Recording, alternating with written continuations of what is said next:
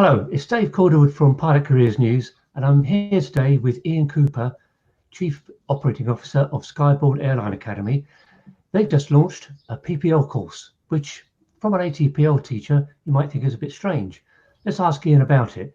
So Ian, you've launched a PPL course. Is this going to be to ATPL standards? Hi Dave, yes, the idea is that we want to offer that opportunity for the modular pilots to do all of their training with Skyborne. So like our integrated program where we teach and train in an airline methodological fashion, we really want to add that to our PPL as well. So a lot of the airline techniques that we use throughout our integrated program, we're now going to apply to the PPL. So you can now do the PPL and then carry on for the rest of the modular with us here at Skyborne. So it's more aimed at a professional pilot looking to start the career on the modular basis. Yeah, exactly that. We just want to offer that pathway right from the start. Our previous program was a combined modular, was the sort of name that we used for it. And that was taking candidates in from CPL onwards. So they do their CPL, multi-engine instrument rating, and then APS MCC here with us in our facility. So we're now sort of pushing that entry point back to the PPL so that you can conduct your PPL and then move on to the ATPL theoretical knowledge subjects and then conduct a formalized structured outbuilding program with us as well. Yeah, but you've got to make quite a commitment to it, haven't you? You can't just turn up, an hour a week or something like that. Yeah, and exactly that. I mean, we are being flexible, but we are saying it's a full-time commitment. So you need to commit to, we're saying 7 hours a week of availability. That's not necessarily 7 hours of flying, but 7 hours in the training center with a couple of hours actual flying taking place in that. And the reason for that is because we're an airline academy, we have a structured approach and we schedule candidates in every week for flying. So we wanted to apply the same sort of policy and procedures to our PPL applicants as well. Yeah. So you're talking about 80 hours of ground school training plus 20 hours of self-study. And how long do you think that's going to be spread over?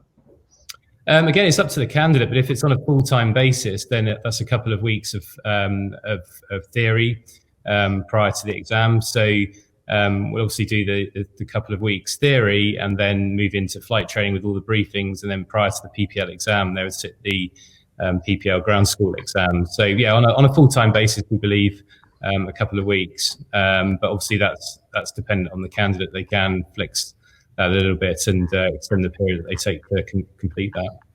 You'll be completing the radio telephony course as well at the same time, will you? Yes. Yeah. On site here. Yeah. So I guess that actually, because you're at an airport like Gloucester, the radio telephony you've got to be reasonably sharp at it. Yeah, no, definitely. We have a standard that we ensure all of our cadets and trainees meet before we let them loose, as it were, let them go solo. Because Gloucester's quite a busy airfield. It's an excellent airport with a great network that you can get to from here. But yeah, we do have very sort of high standards of people of the RT standard required before we let them go solo. From start to passing the skills test, how long do you think that will be? Again, it's weather dependent, but assuming we're moving into the good months now for VFR flying, so 10 weeks full time is what we're saying. If you can give us that commitment and we get the weather on our side, then we believe we can complete it in approximately 10 weeks. Yeah. And what would the flight training be in? What sort of aircraft? So that'll be using our fleet of single engine aircraft, which is the Diamond 40, the DA40 aircraft. So really nice aircraft to complete that phase of training in. And of course, that's equipped with a Garmin G1000 flight deck, so that'll get people prepared for the next stages of their career.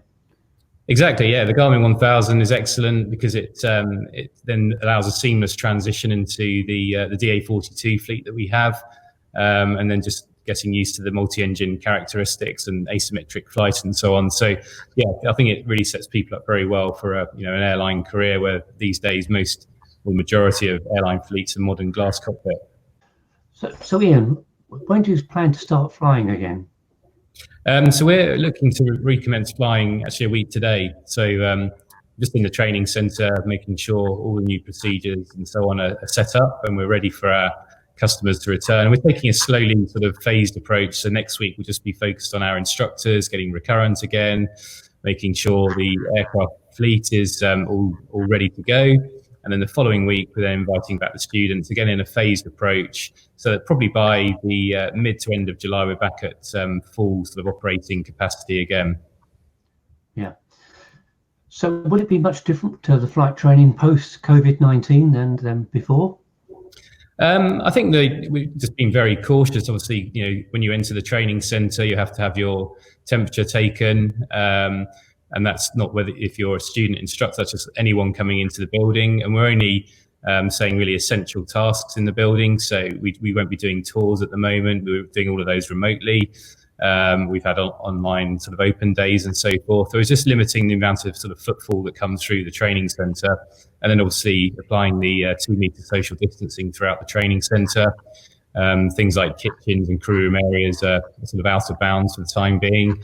And then the flying side, obviously deep cleans on the aircraft, further additional sanitisation processes, and keeping the crews as a family. So only one instructor to 4 students, and they stay together as a family. So again, to minimise that risk. But, we've already seen with airlines returning to flying, the uptake is quite substantial, a lot more than people initially anticipated. One of our big partner airlines relaunched over the weekend in India, and they've had a really positive uptake already to future bookings. So the world is returning to pre-COVID, but when it returns to the sort of normal levels again that were pre-COVID is hard to say. But we're all confident here at Skyborne it will come back to that at some point, but it's just a question of when that point will be, and minimising the risk, making sure our cadets and staff are safe, and doing all we can to minimise that risk. Yeah, okay. Well, I think that's it, Ian. Thanks very much. Okay, pleasure. Thanks, Dave.